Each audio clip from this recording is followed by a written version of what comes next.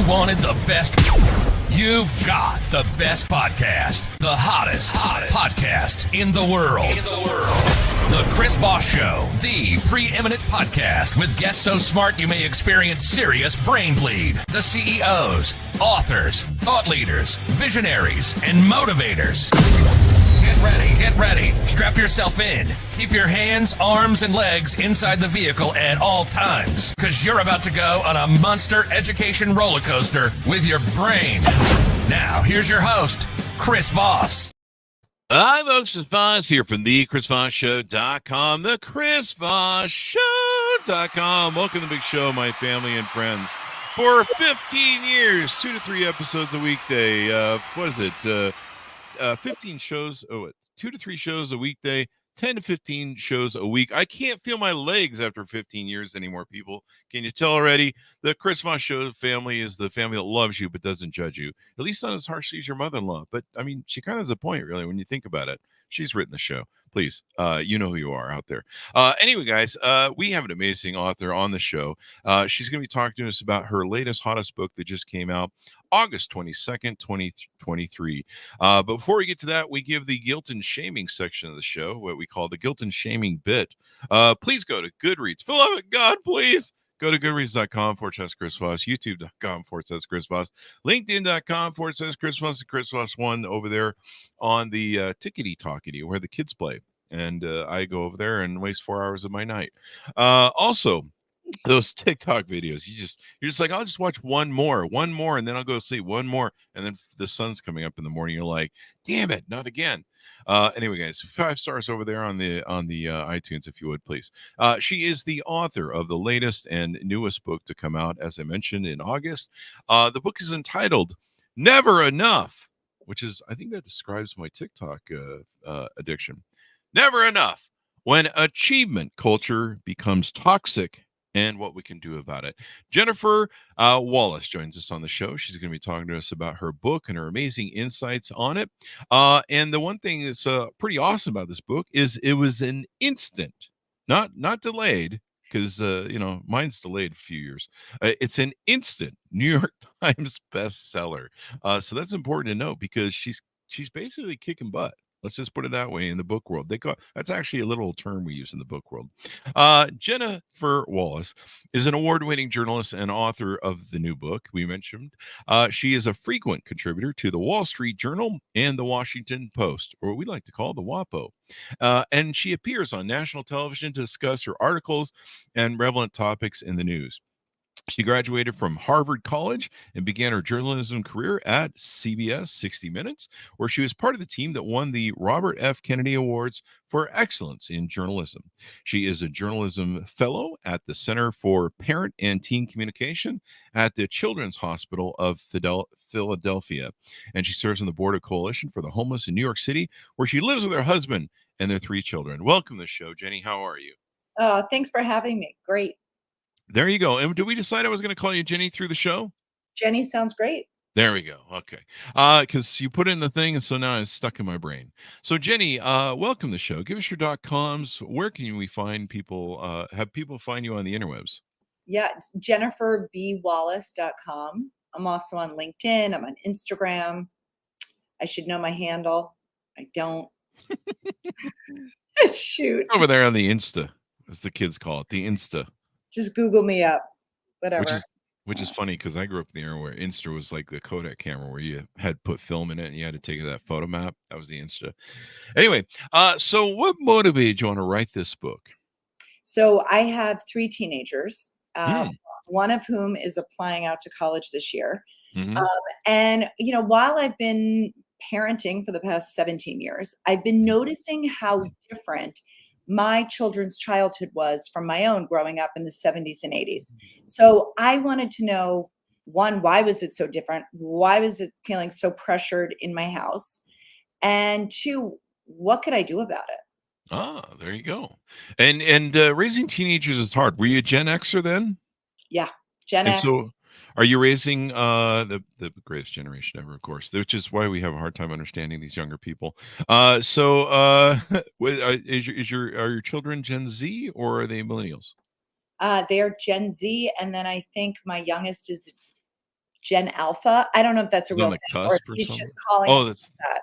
oh, Yeah, okay. Well, he now goes to A.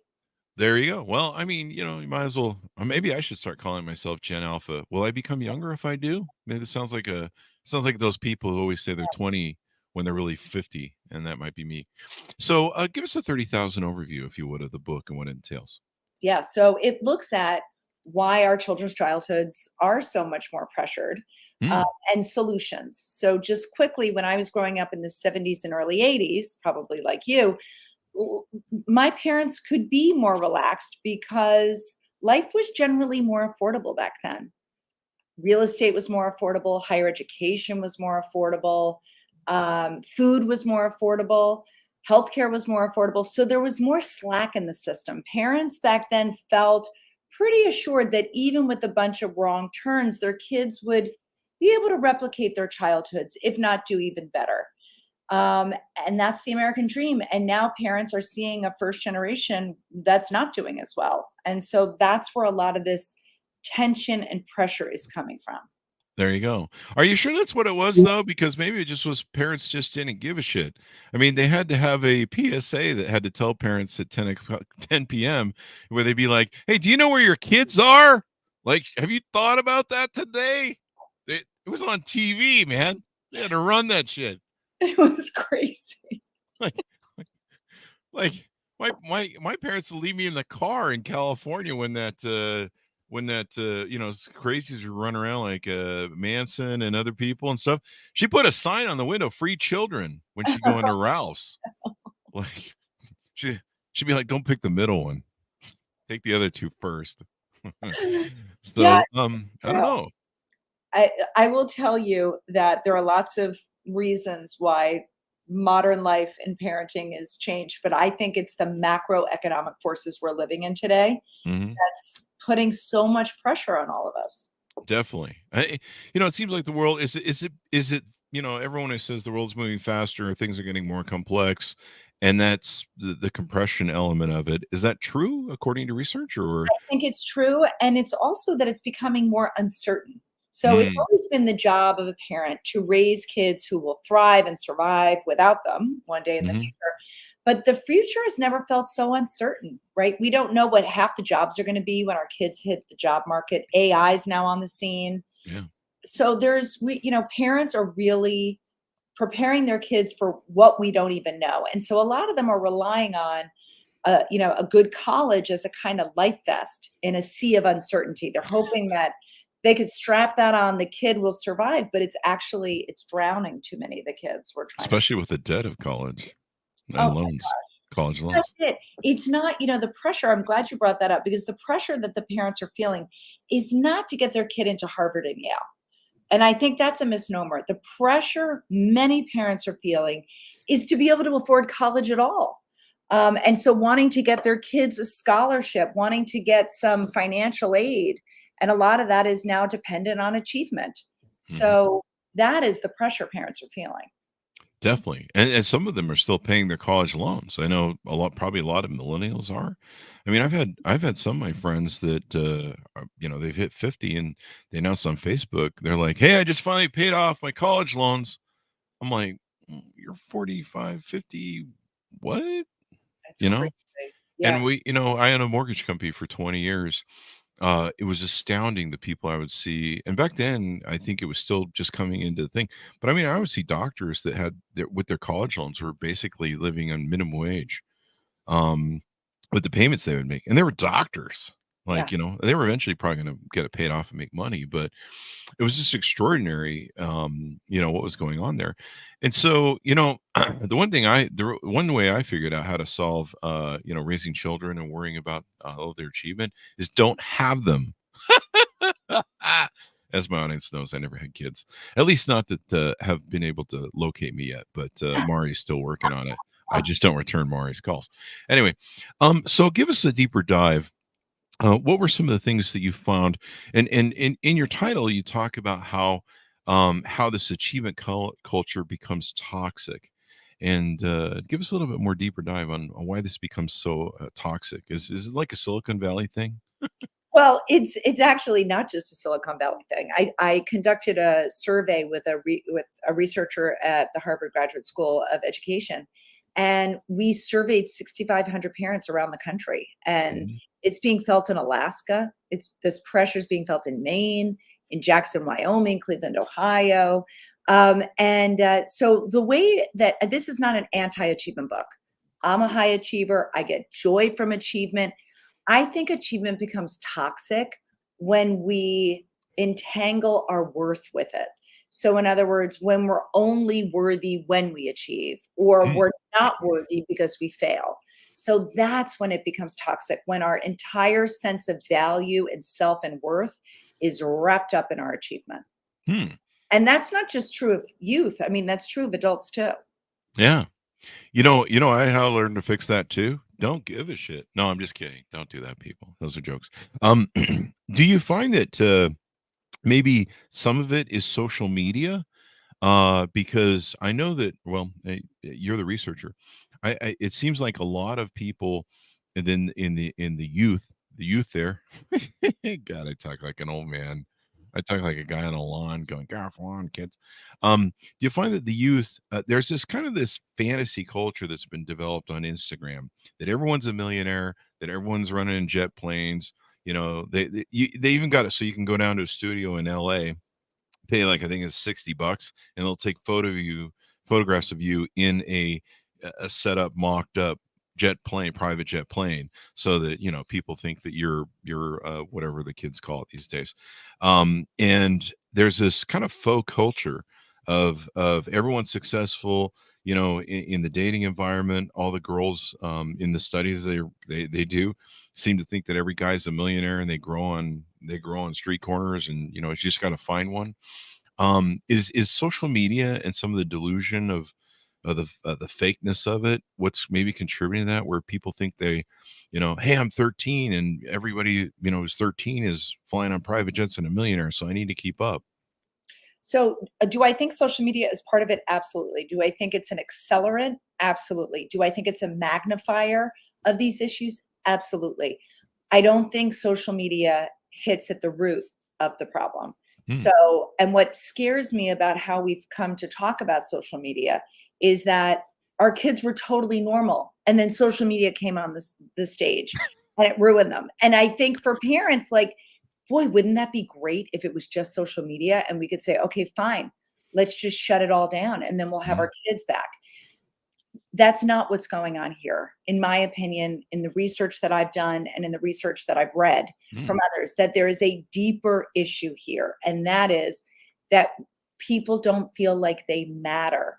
And mattering is actually a psychological term that's been around since the 1980s. This guy that gave us the idea of self-esteem also conceptualized mattering. And what he said was, mattering is feeling valued for who we are deep at our core, Hmm. away from our achievements, away from our success. So just mattering for Oh. who we are as people. A lot of kids and a lot of adults out there just feel like they do not matter for who they are, that they only matter when they achieve.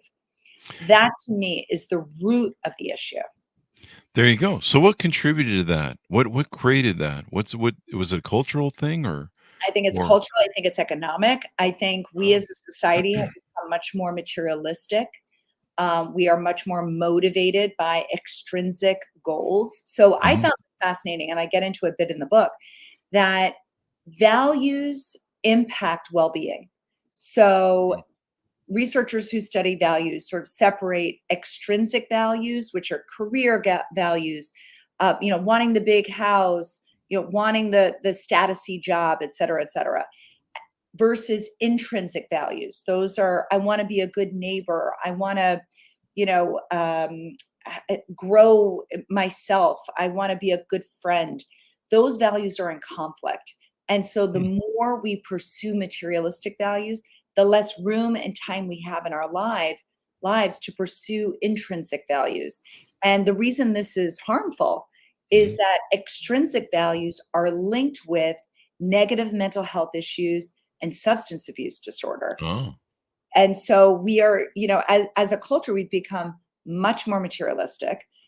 I think some of this has to do with the fact that we've also become very secular as a society. We used to have values in church or in 4-H clubs or in communities. And now we are living very isolated lives, going to work every day, feeling like we're not enough, coming home, Yeah. turning on social media, also feeling like we're not enough. And we're absorbing this and we're internalizing these messages. Whereas back when we used to go to church or we used to have close-knit communities, we would see our value. We would see ourselves, as a son or daughter of whatever God we were worshiping, or we would see how we really impact our small community, being a good neighbor. I mean, people don't even know their neighbors anymore in a lot of communities. Yeah. Wait, So I have neighbors? I know. So where do we get our value? We get our value based. We've replaced sort of religion and community with capitalism. There And you go. so where do you get your value in capitalism? You get it when you're contributing to the capitalistic system, making the money. So that's pursuing those materialistic values. And I think that's impacting our well-being. There you go. Is this a factor? I don't know where you were at on the scale, but I was born in '68, and when I graduated high school, the robber barons sort of 1980s of Wall Street, the Ivan Bielski greed is good era began, and we probably grew up in that era where you work for a company for our fathers had that business where you work for a company for 40 years, you get the gold watch at the end of the thing, the IBM suit, that whole sort of really kind of it felt like a guaranteed sort of way of life, of that nuclear American dream, which really wasn't all that great and it was kind of a blip on the screen if you understand it. But then we had that, the greed is good sort of Wall Street era. And then we hit Reaganomics, where, that trickle down thing. From what I'm reading, it hasn't worked out. Maybe there's still time. I don't know, another 20 years, maybe. And one thing I've watched over since I turned 18 in those years was I started to see the dissolving of the middle class from trickle down economics. And it seems like the more desperate the middle class has gotten, and of course, more of it's disappeared into the lower class, it just seems like the more desperate they are at everything to succeed and claw at it. Is that a factor? I think that's definitely a factor. And I think you hit the nail on the head when you talked about how, my dad worked for Exxon for 30 or 40 years, right? Mhm. So you get that the pension, you put in the time, you're loyal to your company, your company will be loyal to you. And we don't have that anymore.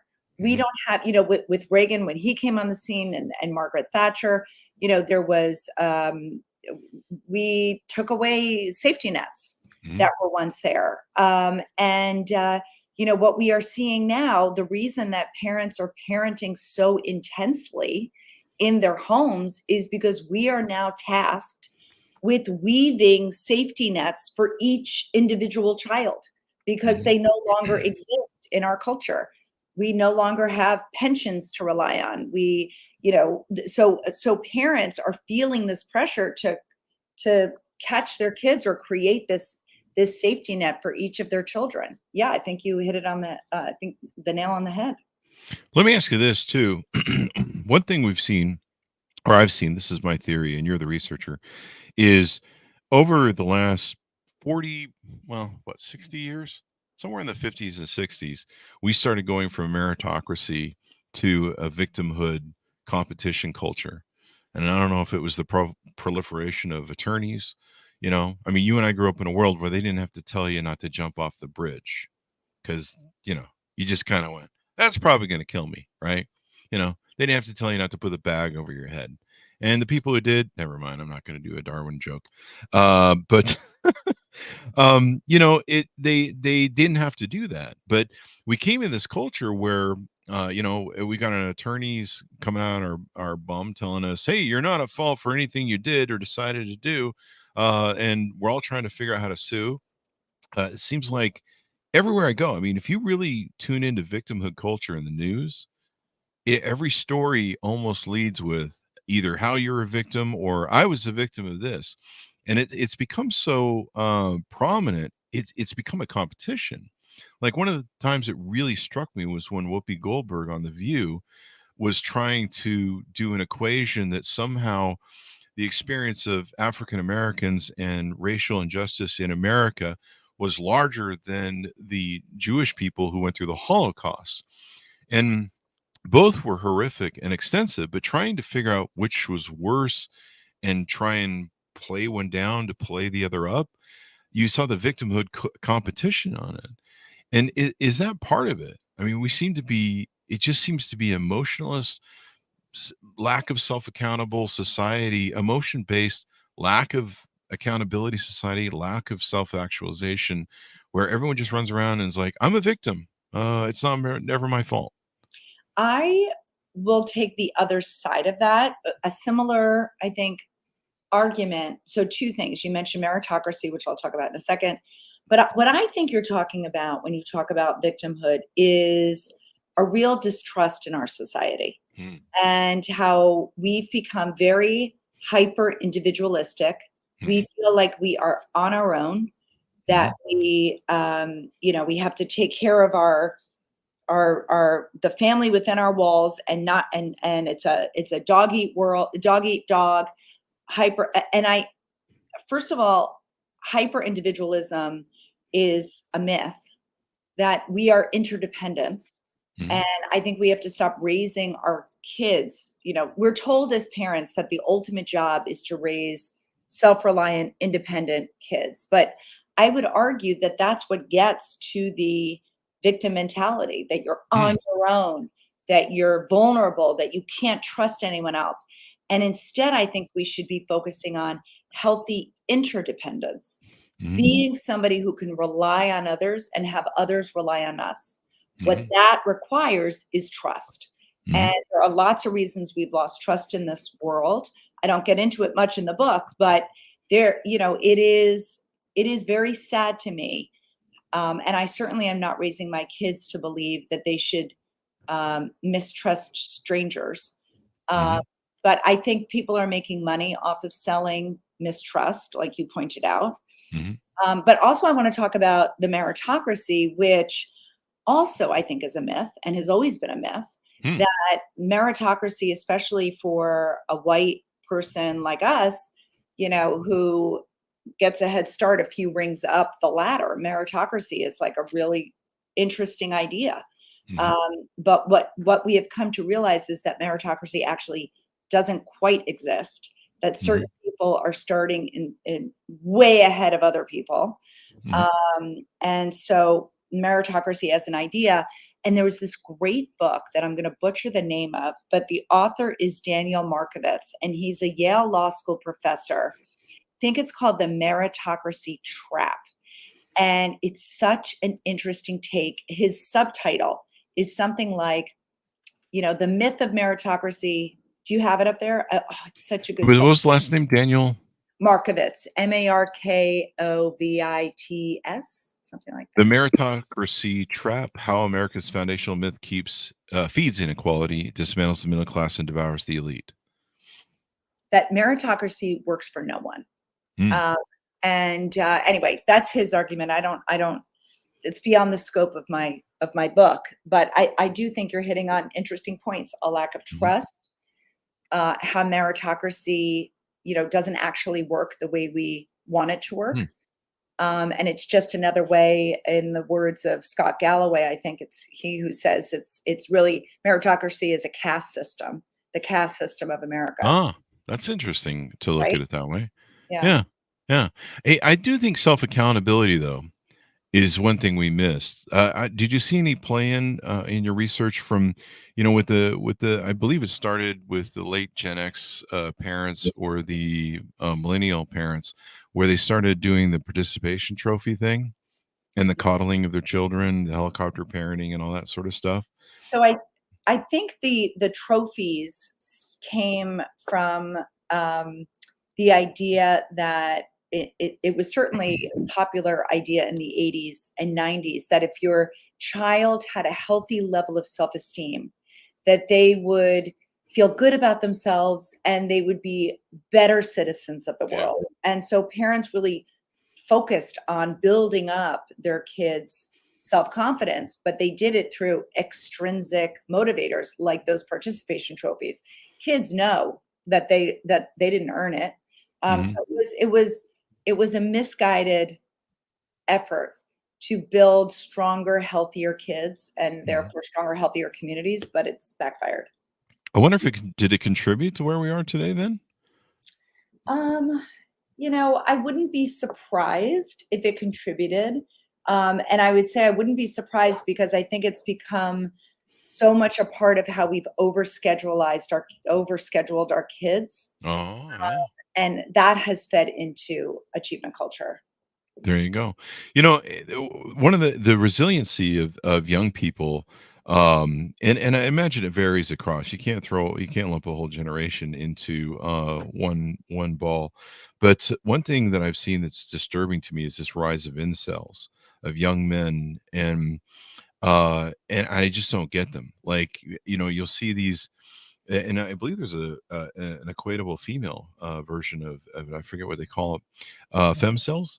Um, but it's young men who literally they ask a girl out once, or they tell a girl they like her, all that stuff you do when you're a kid. And the girl says, "No, I'm not interested in you." That one rejection destroys them for life, and then they just go right into hating women. And we see this a lot in our gaming communities and other stuff with incels. And I've talked to some of them, and I'm like, I've been single all my life. You're going to date a lot of women. They're going to tell you that they're not interested. You're trying to find people who are. So that's a good thing.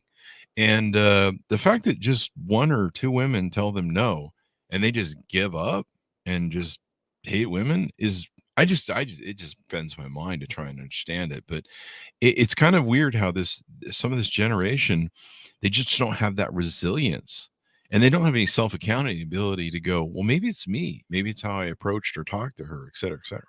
I actually think the young men that you're talking about have an unmet need to matter. And Mm, so they are looking. So, what I find fascinating about mattering and how it relates to these young men that you're talking about is that researchers who study mattering say that after the drive for food and shelter, it is the instinct, the need to matter that drives human behavior for better and for worse. So, when we feel like we matter, we show up to the world in positive ways. We want to contribute. We have the yeah. confidence to believe that we can make a positive impact on the world. We feel significant. When we feel like we don't matter, when we've been told by our parents that we don't matter, when we've been bullied at school, when we haven't been given a chance to get social proof that we matter because no one's ever asked us to add back in any meaningful way, that need to matter goes unmet. And Hmm. so the way to meet it could be through anger, through shutting down. When we feel like we don't matter, we can turn inward and become anxious and depressed, or we could become very angry. And we could, workplace shootings are like an example of this, right? You don't think I matter? I'll show you I matter. Yeah. So I think now that I've sort of introduced this idea of mattering to you, I think you will see how it plays out in everyday life.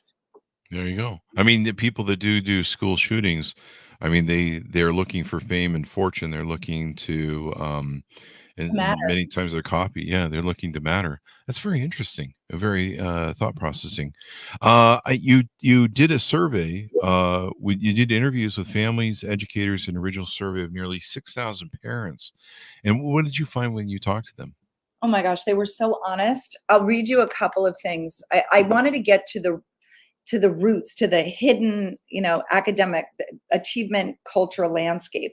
So I'll read you just a couple of things I asked them. So we had a series of questions. One of the questions I asked was on a scale from 1 to 4, how much did they agree or disagree with this statement? Mhm. Others think that my children's academic success is a reflection of my parenting. 83% of parents somewhat or strongly agreed with that statement. Now, do we think that our parents felt like others were judging their parenting success by how well we did in school? No, they didn't give a crap.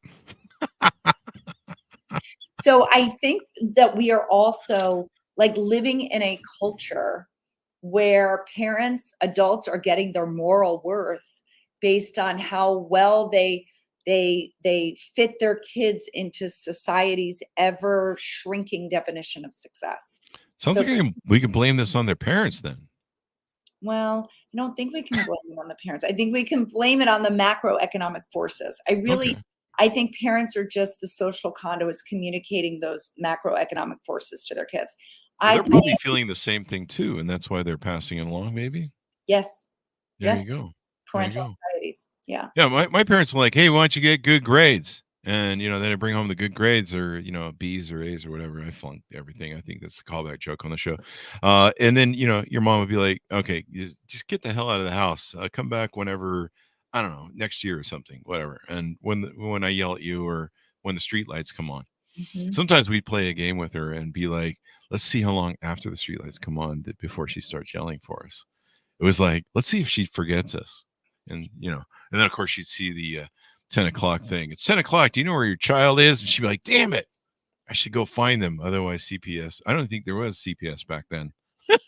Maybe, maybe. I mean, yeah. I mean, people like to blame parents. I'm here Mhm. to say I don't think it's not all on the parents. Doesn't mean that we as parents shouldn't be held accountable for our actions, Mhm. but I don't think that parents have to be held accountable for the anxieties and fears that they feel because of this huge inequity we are seeing in our country. There you go.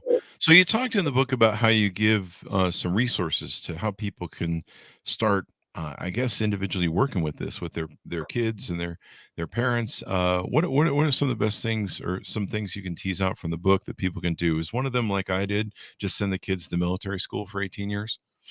No, I don't think that one is in the Damn book. it! Damn it! But but when I what like the best piece of advice, or not the best, but one piece of advice that really hit home to me was said by a researcher, excuse me, and it was minimize criticism, sorry, Mm. prioritize affection. Oh, mm, And what she meant by that was it doesn't mean as parents we can't have standards, but it means that we need to be clear about separating the deed from the doer. oh, So your kid didn't study for the math test, you're frustrated. Instead of saying you're lazy mhm. and making him his achievement or his failure, it is get curious. Why didn't you study? What do we need to do? Is there an underlying learning difference here? Do we need to have more structure at home? Do I need to keep a closer eye on how you're doing your homework and you're studying? So getting curious, not furious with our kids, Mhm. and prioritizing affection, greeting our kids once a day the way the family dog greets us when we walk in the door, with just total joy. I just Mhm. love you so much. I'm so grateful to have you in my life. Let your kids feel that joy. So much of parenting is about pushing our kids to do the things they don't want to do. I'm saying relish in the joys of parenting. There you go. So I got to feed them and love them too, is what you're saying? A lot of work. This is why I didn't have kids, people. So I, I like this. Thanks to Noreen coming in. We are not only our child's only influences, and they make their own choices. Not sure where to go with that, but thank you for your comment, Noreen. There you I go. would say that is true. And I Mhm. will say that as our kids get older, Hmm. and they naturally are supposed to be individuating, that means like creating their own individual identities, they're pulling away. It doesn't mean that the parent should be pulling away too. And I think as Oh, parents, we could get very wrapped up in our kids rejecting us, the closed door. What I talk about in the book is that, parents need to lean in as their kids are leaning out, respectfully lean in, check in on them. They really do care and listen to what we say, even as they're rolling their eyes. there you go. There you go. Maybe some extreme parenting. This is kind of going viral in this moment right now that we're in September 2023. If you're watching this 10 years from now on our YouTube channel, have you heard of this Ruby Frank young lady or yeah, young lady? Oh, is that the woman Um, in Utah? yeah, in Utah who got arrested. She was really big on the teach my kids to be self accountable. She's like not feeding her 6-year-old a sandwich because she didn't make it and take it to school. And so she's like, let the kids starve. You need to learn self accountability. And I'm like, that's like going a little far. Mm. Yeah, So I don't know. I have not been following the case. I just saw the headline. Yeah, it's you probably don't want it. You'll spend hours watching the videos, and it's a whole thing. But it seems like she was trying a little bit too hard at some of the extreme, um, uh, achievement-oriented stuff to her kids. I mean, she's like trying to get 3-year-olds, I don't know, to win the Nobel Peace Prize, stuff. And just like, hey, you should calm down. That kid's like 3, man. Just like let him have a childhood. Otherwise, they'll look like Michael Jackson or something. So there you go. What about so parents need to try and maybe dial back a little bit on the achievement. Maybe maybe don't be the tiger mom sort of much tiger parents. Let the kids have a little bit of hallway space to bounce around and have a childhood. Yeah, well, I will say what the researchers that I spoke to who study this population tell me is that modern childhood today, they are saturated with messages about achievement. They're Mm, saturated in the classroom, they're saturated on social media, they're saturated in our culture. Our kids already know we want them to do well. They mm. already know that. We don't have to consistently hammer it home to them every day. Home today, because of these excessive pressures, needs to be more like a haven. It needs to be a place where our kids can recover from the messages, Ah, where they never have to question whether they are enough. Now, this doesn't mean that parents shouldn't have standards. If we want mhm. our kids to know that they matter to us, we have to create boundaries. We have to say, this is how work gets done. This is what bedtime is. This is what but it does not have to be hammered home the way I think some parents feel like it is their responsibility. Our kids already know. That gives me a great epiphany. That really makes sense.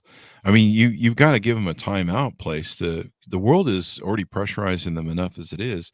And well, you can't just, let them play video games all night long. You got to give them the love and affection like you talked about, and maybe focus on letting them know that they matter and giving them maybe self-worth or more self-actualization.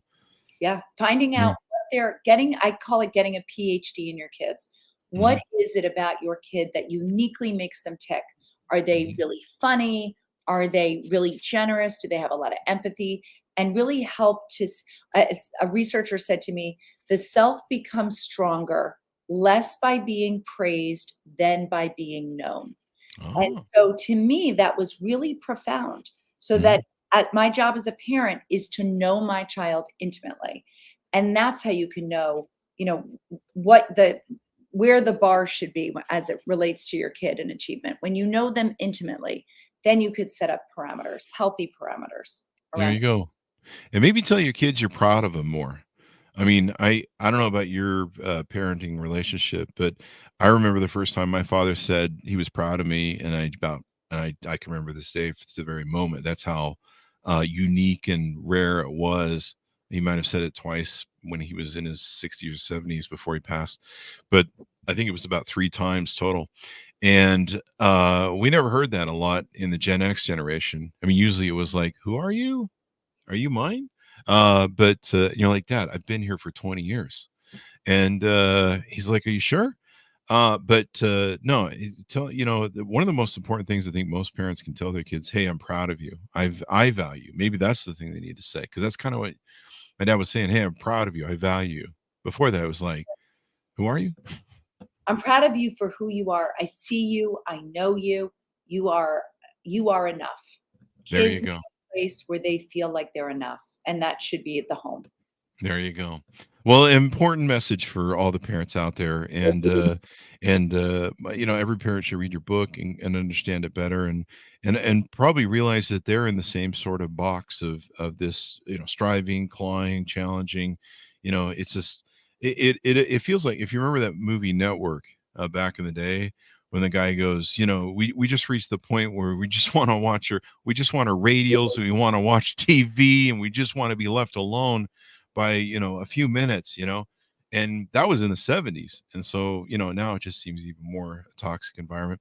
Managing social media, I think, is maybe important for children. I One of my friends who's a father of 3 girls. He's devout Catholic, and so he believes in spirituality and religiousness and a bit of conservatism.